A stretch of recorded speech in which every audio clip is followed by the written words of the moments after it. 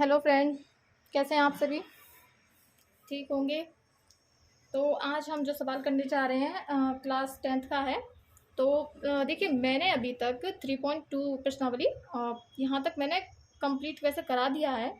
But अगर शायद आपको याद ना रहे तो उसके लिए मैं एक सवाल और लेकर आई हूँ, फिर जिससे हम 3.3 करेंगे। ठीक है, तो यहाँ तक देखिए मैंने सारे सवाल कंप्लीट करे हैं। बस ये है कि जैसे सिमिलर सवाल होते हैं, एक जैसे ही हैं, बस वही विधि लगनी है। तो वो मैं आपको इस वजह से खुद करने को देती हूँ।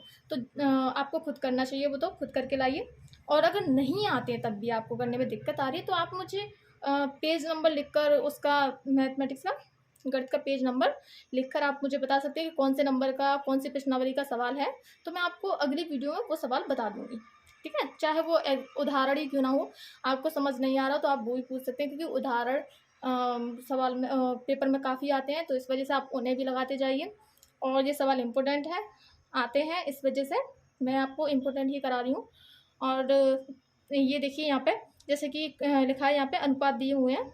A1 बटे A2 कॉमा B1 बटे B2 और C1 बटे C2 की तुलना कर ज्ञात कीजिए कि निम्न रैखिक समीकरणों की युग्म संगत है या फिर असंगत है। तो देखिए, पहले में क्या था, समानांतर और संपाती या प्रतिच्छेद पूछा था। है ये एक ही, बस क्या होता है, इन्हीं में से कुछ को संगत कहते हैं, कुछ को असंगत कहते हैं।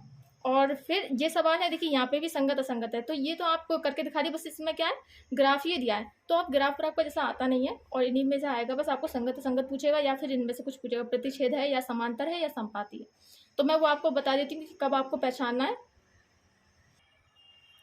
देखिए, जैसे ये मैंने पहले ही बता दिया आपको। तो ये जब ये देखिए, जैसे मान लीजिए दो समीकरण हैं, अगर इनको हल करेंगे तो तब इसमें A1 बटे A2 का मान 1/3 आएगा, और इसी से B1 बटे B2 का मान -2.2/4 आएगा, 2/4। तो ये देखिए, फिर C1 बटे C2 का 0/-2 लिखा है शायद, आई थिंक 20, तो पता नहीं, जो भी होगा आप देख लेना। फिर क्या है, मैं अभी बता रही हूँ। तो ये क्या है, तीनों के तीनों अलग अलग संख्याएं। ठीक है, तीनों के मान अलग अलग हैं।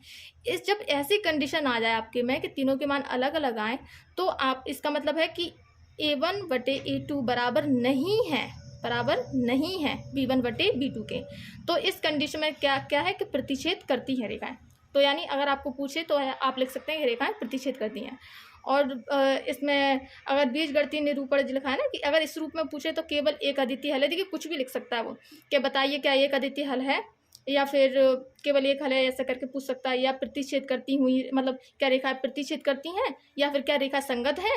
तो यानी इस कंडीशन में ये कंडीशन बनेगी, संगत भी बनेगी, ये भी बनेगी, ये भी। तो आपको क्वेश्चन में दिखना है कि वो पूछ क्या रहा है, आपको आंसर में वही लिखना है। ठीक है, वो जैसी ऐसी एक दूसरी कंडीशन देख लीजिए।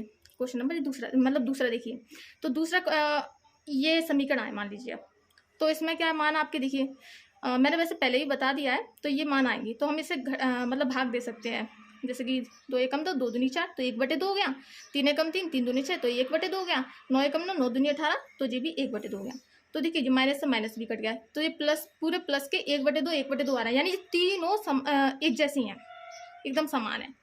तो जब ऐसी कंडीशन आ जाए कि तीनों मान बराबर आ रहे हैं, A1 बटे A2 के, B1 बटे B2 के, C1 बटे C2 के, तो आपको देखना है कि इसमें कौन सी जी वाली कंडीशन आ जाएगी, सब बराबर आ जाएंगे, तो ये रेखाएं कौन सी होंगी, समपाती हैं।